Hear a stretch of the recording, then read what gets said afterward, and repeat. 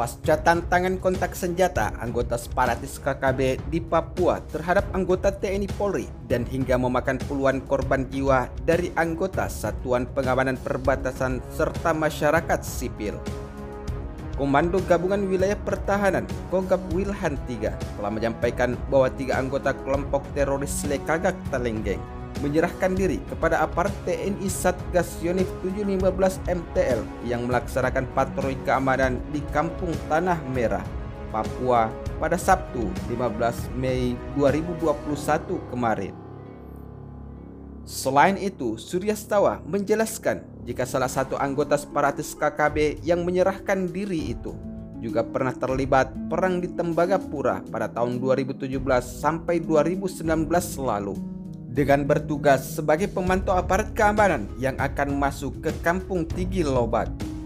Namun, misi mereka berbeda-beda ketika sedang menjalankan misinya, sebab yang lainnya ada yang bertugas sebagai pencuri logistik dan dana dari masyarakat sipil. Sementara itu, sebelumnya pimpinan OPM TPNPB Lekagak Talenggeng telah melakukan penyerangan terhadap anggota Satgas TNI Polri saat dalam perjalanan secara membabi buta. Adapun kronologis kejadian saling serang dengan menggunakan senjata api anggota teroris KKB dengan TNI Polri di wilayah Papua terjadi pada pukul 10.30 WIT malam yang dilakukan oleh anggota separatis KKB ketika TNI melakukan perjalanan. Saat itu, anggota TNI Polri datang dari distrik Desa Kagago ke distrik Mayuweri. Namun siapa sangka dalam perjalanan anggota TNI Polri setelah dihadang oleh anggota TPNPB sebanyak 3 kali. Hal tersebut telah dilansir oleh sumber media informasi terpercaya bahwa anggota TNI dan Polri pertama kalinya dihadang pada pukul 7.15 WIT. Dan anggota TNI tertembak. Namun tidak hanya sampai di situ saja, sebab anggota TPNPB yang dicap sebagai anggota teroris telah melakukan penyerangan untuk yang kedua kalinya, yaitu pada pukul 8.20 WIT dengan melakukan tembakan terhadap anggota TNI dan Polri. Sementara itu, penyerangan anggota separatis KKB atau TPNPB OPM yang ketiga kalinya terhadap TNI Polri telah dilakukan pada pukul 10.00 WIT dengan formasi serangan yang sama, yaitu melakukan tembakan yang menyebabkan beberapa anggota TNI dan Polri harus mengalami luka tembak dari serangan anggota separatis KKB yang dicap sebagai teroris oleh pemerintah Indonesia. Menurut sumber media informasi terkait, salah satu pimpinan anggota separatis KKB TPNPB, yaitu Lekagak Talenggeng, menyatakan bahwa telah berhasil melakukan penyerangan dan mengakibatkan anggota TNI dan Polri tidak berdaya akibat tembakan yang dilancarkan tersebut. Anggota TNI Polri kami tembak, namun beberapa yang kami tembak belum tahu dan sedang kontak senjata sampai sekarang di distrik Mayuweri, kata Lekagak Talenggeng di dalam pernyataannya tersebut. Selain itu, Lekagak Talenggeng mengklaim bahwa pihak aparat menggunakan helikopter pada pukul 8.26 WIT dan tembak-tembak di kampung-kampung, namun tidak ada masyarakat yang korban. Setelah itu, saat pagi pukul 8, 3 kali putar dan pukul 1 siang juga tembak di rumah-rumah warga, katanya Lekagak Talenggeng sebagaimana sumber media informasi terkait tersebut. Sementara itu, Maijen Lekagak Talenggeng menyatakan jika bertanggung jawab atas serangan yang dilancarkan di wilayah Ilaga pada April 2021 kemarin.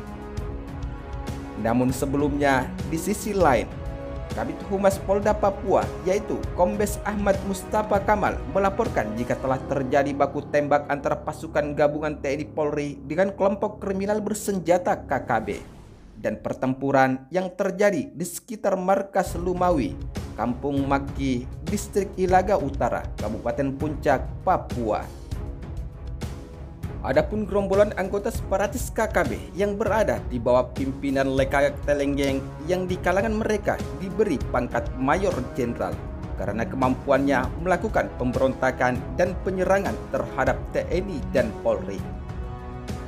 Sementara itu, akibat aksi serangan membabi buta yang dilakukan oleh anggota teroris KKB TPNPB tersebut, mengakibatkan 3 personel BRIMOB terkena tembakan pada pukul 14.21 WIT.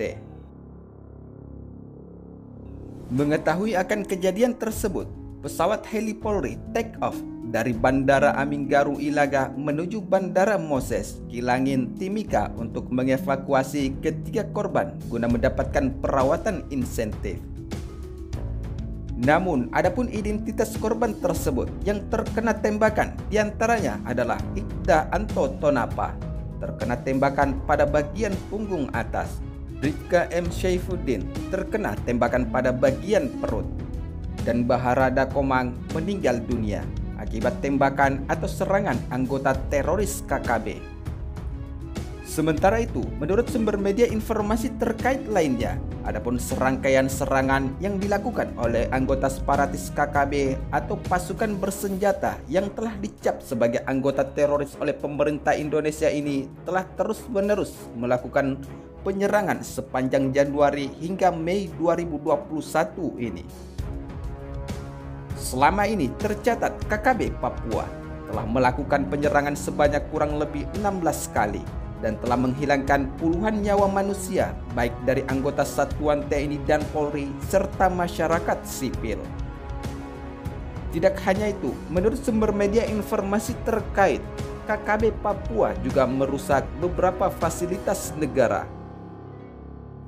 Sebelumnya, Kabid Humas Polda Papua, Kombes AM Kamal telah menegaskan bahwa pada Rabu 28 April 2021 kemarin, bahwa kerugian secara material yang diakibatkan oleh anggota separatis KKB Papua cukup banyak, yaitu mulai dari pesawat, sekolah, dan rumah yang hangus akibat dibakar oleh anggota teroris KKB Papua ketika melancarkan serangkaian serangan yang dilakukan di berbagai titik wilayah yang menjadi target utama mereka.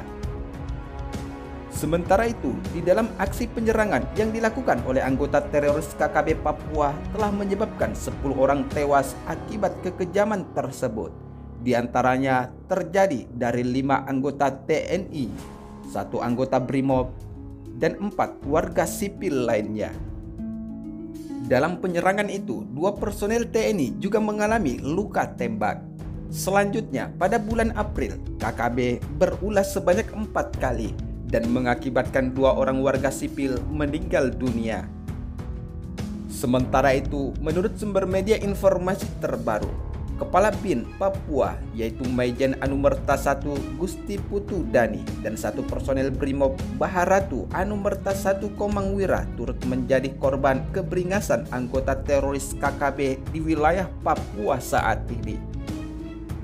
Kamal mengatakan jika aksi anarkis KKB itu terjadi di 2 kabupaten yaitu Kabupaten Puncak dan Intan Jaya.